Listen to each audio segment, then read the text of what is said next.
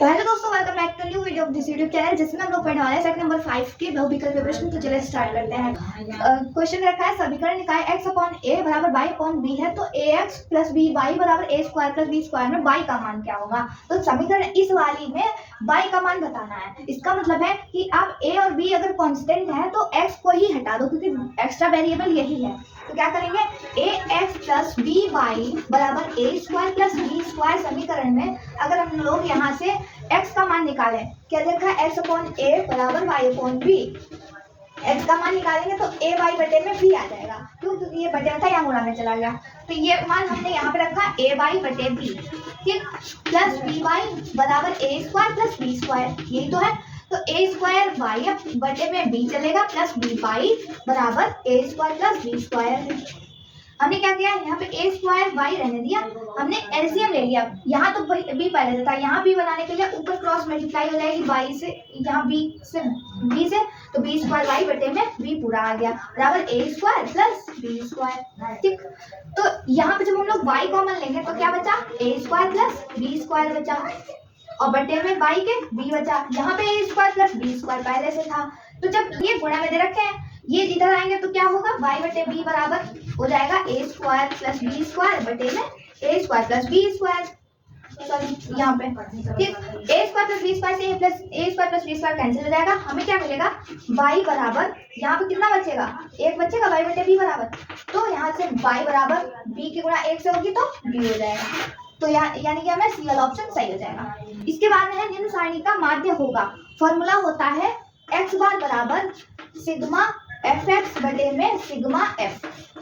इस फॉर्मूले से आप इसे सॉल्व कर लें। हमारी इसके लिए सारणी है, क्या रखा है, वर्ग अंतराल ये है, बारंबारता या बारंबारता कोई आवृत्ति बोलते हैं, लिखते हैं f से, ये दे रखा है। और ये चीजें हमें निकालनी है, x बार मतलब माध्यम, और सिग्मा fx कैसे निकालेंगे, देखो f है, f यानी कि होता है मध्यमान। मध्यमान निकालेंगे 0 प्लस 5 करेंगे बटे में 2, तो 5 बटे 2, ठीक है, तो 5 बटे 2 हो गया ये। इसका मध्यमान 10 में 15 प्लस करेंगे तो 15 बटे 2 हो जाएगा, ठीक।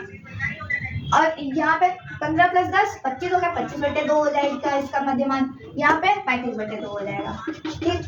अब एफ एक्स निकालेंगे, एफ एक्स मतलब एफ की गुणा एक्स से, तो इसकी इससे गुणा होगी तो 2 से 2 कैंसिल हो जाएगा, बचेगा 5।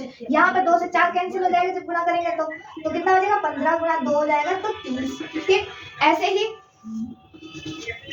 ही यहाँ से 2 से 6 कैंसिल हो जाएगा जब गुणा करेंगे तो कितना बचेगा, 3, और 25 की गुणा 3 से 75 हो गया। ये ऐसे यहाँ पे 2 से 10 को काटेंगे 5 बार, 5 और 35 105 गुणा में हो जाएगा, ठीक। तो ये हो गया एफ एक्स का मान। अब सिग्मा एफ एक्स मतलब होता है, इन सबको जोड़ दो, 5 5 5, 3 बार 5 15 के 5 हासिल 1, 3 1 4 और 7 4 11 का 1 हासिल लगेगा 1, 215 हो गया, ठीक। 215 सिग्मा एफ एक्स हो गया। और एफ सिग्मा एफ का मतलब होता है कि बारंबारताओं को जोड़ देना है। तो 4 से 10 होता है, 10 और 10 20 और 2 22 हो गया। 22 से जब 215 को भाग करेंगे, एक्स बार मतलब कि माध्य का मान कितना हो जाएगा, सिग्मा एफ एक्स 215 बटे में बैठेगा तो 22, भाग करेंगे कितना आ जाएगा, यहाँ पे 8, क्योंकि ये 175 होता है, ठीक। 7 7 14 और 15 16 17 और एक हासिल वाला 18, 285 आ जाएगा। 285 और बटे में बैठेगा यहाँ पे 22, तो जब भाग करेंगे तो कितना आ जाएगा, 12.95, ये इसका आंसर होगा, ठीक है। इसे आप चेक कर देंगे। क्या कहा है, यदि त्रिभुज ABC तथा DEF में AB DE के जैसी हो, ABC और DEF इन त्रिभुजों में AB DE के जैसी, AB DE के जैसी है, और BC FD के जैसी, BC FD के जैसी है, तो तीसरी भुजा कौन सी हो गई, 1 2 3 ये वाली, 1 2 3 ये वाली इसके बराबर होगी। तो भैया तुम्हें एक चीज देख रही होगी कि अगर इसी त्रिभुज को, ठीक, इसी त्रिभुज को हम लोग ऐसे बना सकते हैं, क्यों, क्योंकि यहाँ पे तीसरी भुजा यहाँ आ रही है, इसकी भुजा यहाँ आ रही है, कुछ सही करना पड़ेगा। कैसे, देखो ई डी एफ, देखो ए बी डी ई के बराबर है, ठीक। और BC FD के जैसी है, और तीसरी भुजा जो बची थी वो ऐसी। अब देखो ये त्रिभुज और ये त्रिभुज सही लग रहे हैं ना, तो यहाँ पे 3 लाइनें, यहाँ पे 3 लाइनें, यहाँ 2, यहाँ 1, यहाँ 1। इसका मतलब है इस DEF का सही डायग्राम कौन सा है, ये वाला है। तो अब यहाँ से हम लोग क्या करेंगे, इनके कोड भी देख लेंगे, जहाँ पे जो लिखा होगा वही उसका कोड होगा। जैसे कि A E के बराबर लिखा है, कहीं नहीं लिखा है काट दो, B D के बराबर, B D के बराबर देखो लिखा है यहाँ पे, इसे आप टिक कर दो। यदि 10A बराबर 4 हो तो सेट A का मान बताओ। देखो 10A बराबर दे रखा है 4, तो 10A का मान कितना हो गया है 4/3, जिसको क्या बोलते हैं, लंब बटे आधार।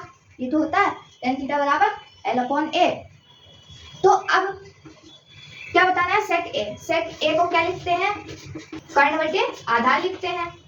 तो कर्ण बटे आधार मतलब आधार में क्या आना चाहिए, 3 ही आएगा।